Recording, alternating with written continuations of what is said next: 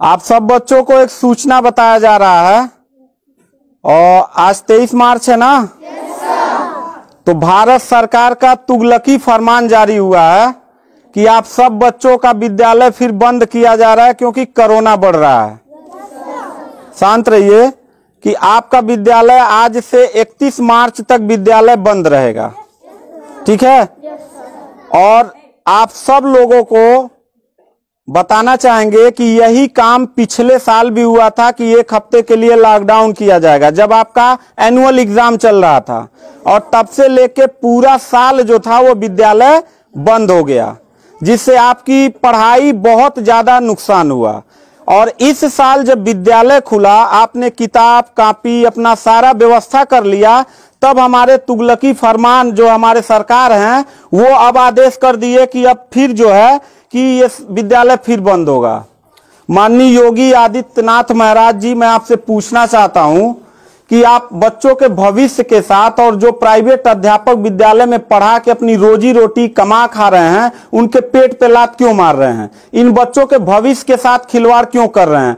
ठीक है, कोरोना अगर बढ़ रहा है, विद्यालय बंद था, पूरे साल में किसी एक अध्यापक ने, किसी एक प्रबंधक ने कभी भी विद्यालय खोलने के लिए कोई धरना प्रदर्शन नहीं किया और हम लोगों ने पूरा सपोर्ट किया। लेकिन बीच में अगर कोरोना फैल रहा है तो मैं आपसे पूछना चाहूंगा कि जब गोरखपुर महोत्सव आप करा रहे थे तब कोरोना फैल नहीं रहा था। जब आप आके यहाँ पे इलाहाबाद के प्रयागराज में कुंभ का मेला लगवा रहे थे तब कोरोना नहीं फैल रहा था, जहां पे करोड़ों लोग स्नान करने गए। और अभी हरिद्वार में महाकुंभ का आयोजन आप करवा रहे हैं तब कोरोना नहीं फैल रहा है। बिहार में चुनाव हो रहा है तब कोरोना नहीं फैल रहा है। और विद्यालय जो बच्चों का सबसे देश की रीढ़ की हड्डी होते हैं, जिनकी बुनियादी शिक्षा, प्रारंभिक शिक्षा आप बिल्कुल बर्बाद कर दिए हैं पिछले 2 साल से, और अब जाके फिर लॉकडाउन आप लगा रहे हैं। तो आपसे पूछना चाहेंगे कि बच्चों के भविष्य के साथ आप मैच क्यों खेल रहे हैं?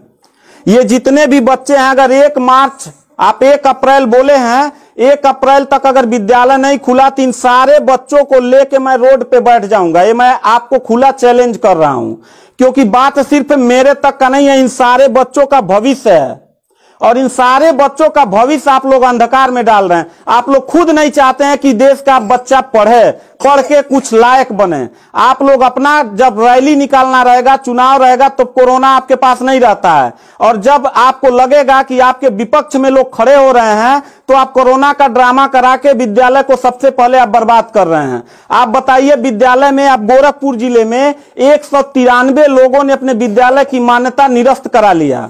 जानते हैं क्यों? महंत योगी आदित्यनाथ जी, क्योंकि वो लीज पे चलाते थे और उनका भाड़ा हुआ करता था 40,000 45,000 रुपया मंथली हुआ करता था।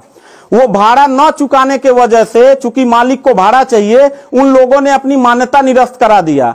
और सरकारी जो स्कूल है उनकी हालत तो पहले से मतलब खस्ता हो चुकी है। तो ऐसे कंडीशन में गार्जियन करे तो क्या करे, और हम अध्यापक करे तो क्या करें? ये जितने भी 16-17 स्टाफ हैं, इन सब लोगों की रोजी रोटी चलती है इन बच्चों के और इस विद्यालय के संस्था से। आप लोग हमारे पेट पे प्रहार कर रहे हैं, हम लोगों के व्यवसाय से प्रहार कर रहे हैं। अगर आपको लग रहा है कोरोना है, ठीक है, विद्यालय बंद कर दीजिए, तो आप ये भी अपनी नियत को साफ करिए कि कुंभ का जो मेला, महाकुंभ का लगवाने वाले हैं, उसको भी कैंसिल कर दीजिए। और जो गोरखपुर महोत्सव और गोरखनाथ का मेला लगवा के आप ड्रामा करवा रहे हैं, वो भी बंद करवाइए। यानी आप खुद नियम का पहले फॉलो करिए, हम लोग नियम को फॉलो करने के लिए तैयार हैं। अगर लास्ट में जाते जाते यही कहेंगे, इन बच्चों को, चेहरों को देखिए, इनके माता पिता ने सारे बच्चों का, किनका मोबाइल बज रहा है, साइलेंट कर लीजिएगा सर। इन सब बच्चों के माता पिता ने, बच्चों कितने लोगों ने आप किताब कॉपी अपना सारा कंप्लीट कर लिए हो? पता है, एक एक बच्चों की किताब कॉपी 2-2 हजार रुपए की आती है। आप फिर लॉकडाउन लगा दिए, इनकी पूरी पढ़ाई बर्बाद हो गई। अब यानी आपने 1 हफ्ते का लगाया है, आपकी नीयत पे तो मुझे 100% विश्वास है ही नहीं है कि आप करोगे क्या। आप पूरे साल पढ़ाई बर्बाद करोगे। हाथ नीचे करिए। अब ये बच्चे करेंगे क्या? किताब लेकिन इनके गार्जियन करेंगे क्या? हम लोगों ने पूरा कोऑपरेट किया सरकार को। जितना दिन लॉकडाउन लगा था उतना दिन का मैंने पूरे सभी विद्यालय के लोगों ने शुल्क माफ कर दिया, क्योंकि गार्जियन के ऊपर कोई लोड न पड़े। हम लोगों ने टीचरों को पेमेंट नहीं किया, क्योंकि हम लोगों ने जब फीस नहीं लिया तो पेमेंट कहां से करें। हम लोगों ने पूरा सरकार का साथ दिया, जितना हो सकता था सब लोगों ने साथ दिया। लेकिन अब इतनी कंडीशन होने के बाद, विद्यालय खुलने के बाद आप लोग विद्यालय बंद कर रहे हैं, ये बहुत ही गलत कर रहे हैं। और आपका पॉलिटिकल जो फंडामेंटल जिस पे आप चल रहे हैं कि जिन नियतों पे आपका बर्बाद होने वाला है, मैं लिख के आपको दे दूंगा कि अगर फिर से 1 अप्रैल के बाद, ठीक है, अगर 1 हफ्ते के रोकने के बाद कोरोना भाग जाता तो मतलब 1 हफ्ता आप बंद कर लीजिए, बिल्कुल हम लोग 1 हफ्ता नहीं पढ़ाई कराएंगे। लेकिन अगर फिर साल भर का ड्रामा आपने किया तो निश्चित तौर पे याद रखिएगा कि तानाशाही उतना ही अच्छा लगता है जितना तानाशाह के अंत होने का समय ज्यादा दूर हो, और आपका समय बिल्कुल नजदीक आ गया है। तो मैं उम्मीद करता हूं कि आप ये काम बिल्कुल मत करिएगा। 1 अप्रैल के बाद अगर विद्यालय फिर से आप बढ़ाएंगे तो इन सब चेहरों को देख लीजिए और इनके गार्जियन को लेके, अपने पूरे स्टाफ को लेके जिले से लेके मैं प्रदेश लेवल तक धरने पे बैठूंगा। इस बात को याद रखिएगा, क्योंकि सवाल यहां सिर्फ मेरे रोजगार का नहीं है, मेरे जितने सहपाठी और जितने मेरे कर्मचारी लोग हैं और इन बच्चों के पढ़ाई का भविष्य का सवाल है। तो मैं इन बच्चों को लेकर धरने पे बैठ जाऊंगा और जरूरत पड़ा तो असंवैधानिक भी हो जाऊंगा।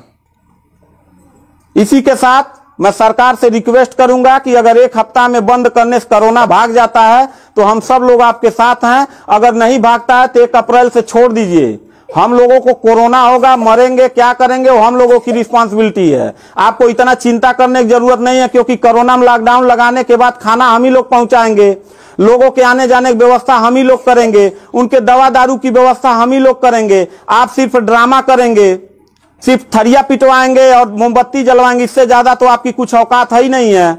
तो मैं उम्मीद करता हूं कि 1 अप्रैल के बाद आप विद्यालय खोल दीजिएगा। इन बच्चों के भविष्य के साथ आप लोग खिलवाड़ मत करिएगा।